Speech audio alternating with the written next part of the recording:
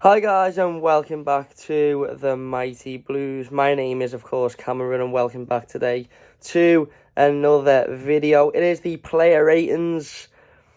Leicester City 2, Everton 2 last night at the King Power Stadium. Obviously we done the instant match reaction last night and I think it's fair to say I was fairly pessimistic is the word I would go for.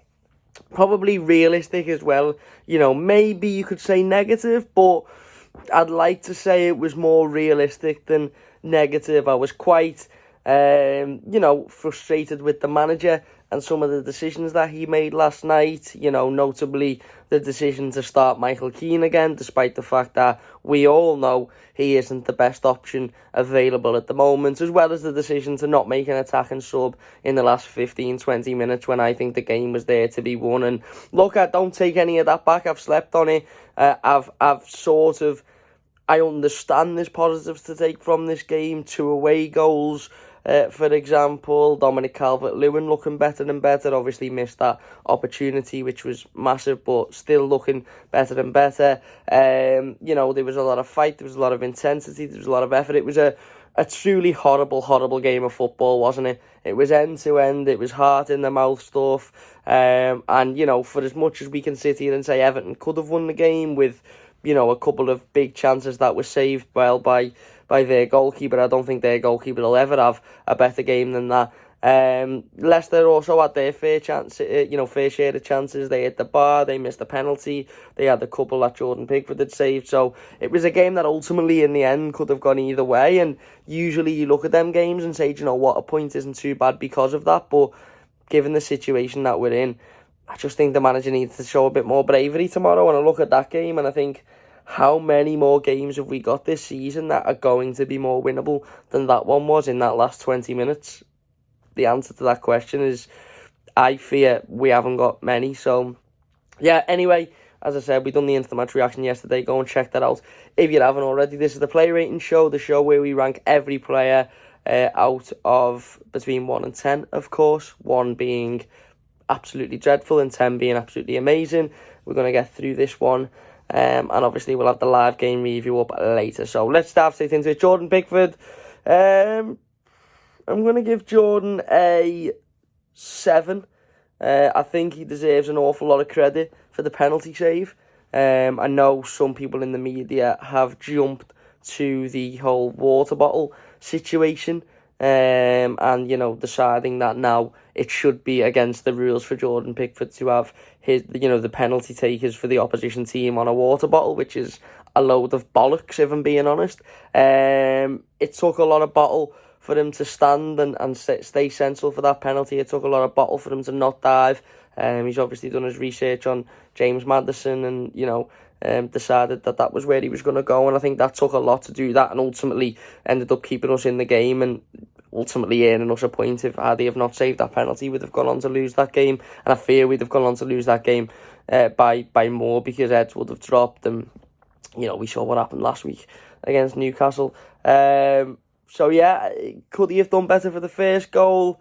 I haven't watched it again, but it looks like he gets a strong enough hand to it. Maybe he should have done a little bit better to keep that one out. But as I said, the penalty save ultimately has kept us in the game. And whatever you think of Jordan Pickford, whether you love him, whether you hate him, he's come up with a big moment there to ultimately keep us in a really, really important game, which is something that he's done consistently over the last 2 years. So, yeah, he's getting a 7. Vitaly Mykolenko, I'm going to give him a 6.5. I thought he was all right. No real sort of mistakes, no real sort of issues. Leicester attacked down that side often and got a little bit of luck down there, got a little bit of fortune down there on occasion. But listen, we've already established numerous times that Vitaly Mykolenko probably quality-wise isn't quite as good as we need him to be. But I don't think he was awful yesterday. I think he done okay.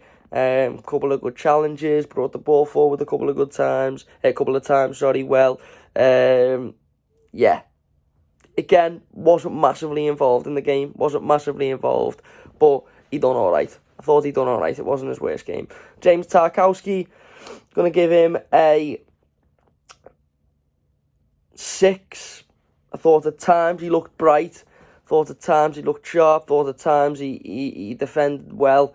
There was a lot of, as I said before, heart in your mouth moments in that game where Leicester City had, lashed the ball in, from wide areas or moved it into a good area, and defensively we had to be really, really spot on. And there were moments where James Tarkowski was spot on. He cleared one off the line from Jamie Vardy. There were other moments where I thought he looked a little bit shaky.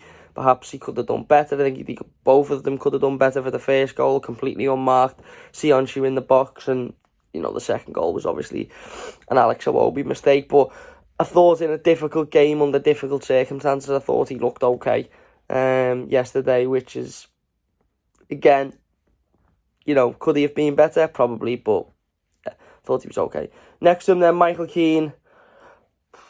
Michael Keane's getting a 2.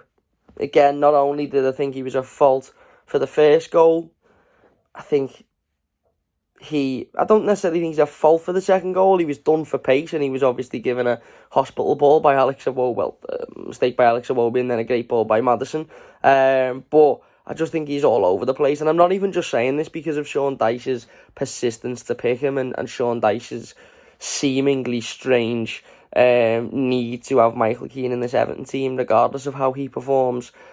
He genuinely was atrocious yesterday. He got ragged from pillar to post. The chance where Jamie Vardy at the bar is just, Michael Keane just gets turned inside out like a pretzel, like an absolute pretzel, and it's not good enough. And listen, I've got nothing against Michael Keane. I'm not saying it because I don't like the fella, or I don't know the fella. I've never met him. The reality is Michael Keane is not as good of a centre-back as Yerry Mina is. And he probably is not as good of a centre-back as Conor Cody is. And both of those players are sat on the bench while Michael Keane's starting games of football for Everton.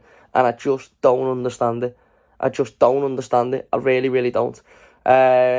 He's getting a 2. I thought he was abysmal. And if Sean Dyche continues with this strange persistence to play him, and he plays again next week against Brighton, then, as I said yesterday, I just think that shows maybe a lack of understanding from the manager of how to get us out of this situation.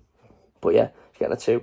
Seamus obviously went off injured. Just want to say, we obviously send our condolences to Seamus Coleman. Wish him the very best with his recovery. And horrible, horrific, horrifying to see a player of Seamus's not only quality, but a player of Seamus's professionalism. He doesn't deserve this, Seamus Coleman. He doesn't deserve to be in this situation. He doesn't deserve to see us go through our second relegation battle on the bounce.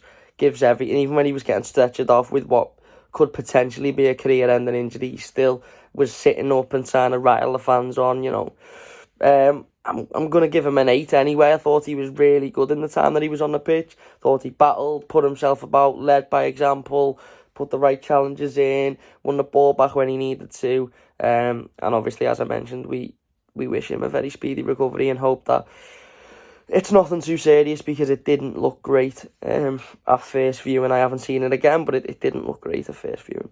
Into the midfield then, Garner. Going to give him a 6.5. Thought he was lively in the first half. Couple of good challenges, couple of good passages of play. Second half, I thought he quietened down an awful lot. Don't think he was anywhere near as involved in the second half as he was in the first half. But yeah, okay, no real problem. Decore, I'm gonna give him a 6. I think with Abdoulaye Decore again, he works hard, he puts himself about, he battles, he fights. He does some good things on the ball, but he also does some things that just leave you scratching your head. Some of his decision-making, some of his passing, it beggars belief, really. And again, I'm not necessarily sure that's because he's having a bad day or he's having an off day. I just don't think he's a great passer of the ball, and I just don't think he's a great decision-maker. I think he worked hard. I think he put himself about. I think he battled. He was very unlucky to not get the winning goal in the end. It's a fantastic, fantastic save. But yeah, is he good enough for what we need? I don't know, and that's a decision that the club are going to have to make with him, with his contractual situation. But I thought he worked hard. I thought he worked hard. And then James Garner, I'm going to give him a 6.5 as well. I thought similar to Garner Gay, I thought he was really good in spells. I thought the first half he was lively, picking the ball up, moving it round, good passing, good movement.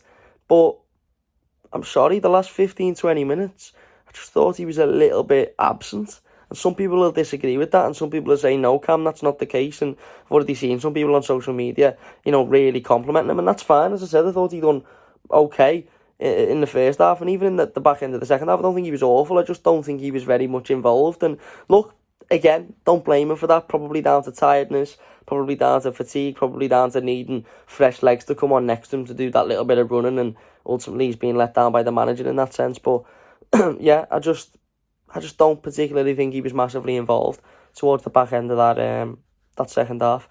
Onto the forward line then, Alex Iwobi.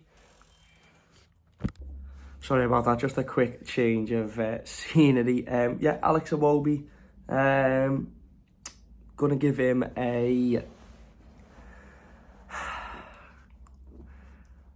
I'll give him a 6.5 as well. Obviously, he scored the equaliser. Really good goal, good ball across, and obviously a really, really well taken volley in the end by Alex. But ultimately, he's at fault for the second goal, and it's indefensible, really, isn't it? He done the same against Forest, I believe, earlier on in the season. It's just a lazy ball. He had a few options on. He had a few, few opportunities to pass it out wide or even to keep hold of it, and it's a lazy attempt. And obviously, it's what ends in Leicester scoring their second. And okay, he redeemed himself a little bit later on with a really good finish, but still, you can't be afford to be making those mistakes in those type of games, because as I've just mentioned, we needed to win that game, and ultimately we haven't, because of that. So yeah, Dwight McNeil, gonna give him a 7. I thought he worked hard, thought he battled well, albeit not obviously a lot of involvement in the game in terms of creatively,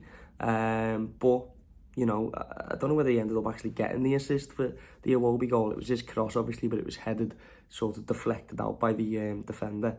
But yeah, I thought he worked hard, thought he battled, thought he put himself about, and I thought in the last 15-20 minutes of the game, he was our best player. He was picking the ball up and he was driving with it. Even if he was getting nowhere with it, he was driving with it. He was driving it out of danger, and he was taking that little bit of pressure off us. So yeah, thought he was brilliant. And then Dominic Calvert-Lewin, I'm going to give Dom a 6.5 as well. I thought obviously he took his penalty really well. I thought he was quite dominant throughout the game. I thought it's very evident we look so much better with Dominic Calvert-Lewin in this team. The chance that he missed, the sitter, is one that ultimately we can't account for. It's a shocker. It's a chance that he should absolutely be scoring every day of the week, and it's one that I think he'll be scratching his head this morning thinking, how have I not managed to put that in the back of the net? But it happens, and ultimately he just has to pick himself up and go again. He had another couple of half chances that were saved well by the goalkeeper, and if Leicester had a different goalkeeper on the day, then maybe Dom would have got himself at Atsu, who knows. But I thought he looked good. Again, probably needs to be a little bit sharper. And some would say, well, he's there to score, and he had the opportunity to score and he missed. But, he got his penalty, which will be good for him, because it's, it's his first goal back, obviously, since his injury. First goal since October, is it? And yeah, I thought he's looking stronger and stronger and stronger, which is positive. And then subs, obviously, Sean Dyche only made one sub because he didn't want to win the game. Nathan Patterson, going to give him a 6.5 as well. Thought he'd come on, worked well, difficult game to come on in.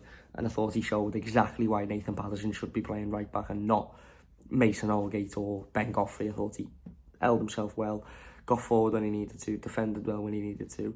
And yeah, thought he was good. So there you go. They're the player ratings. Let us know your thoughts in the comment section down below.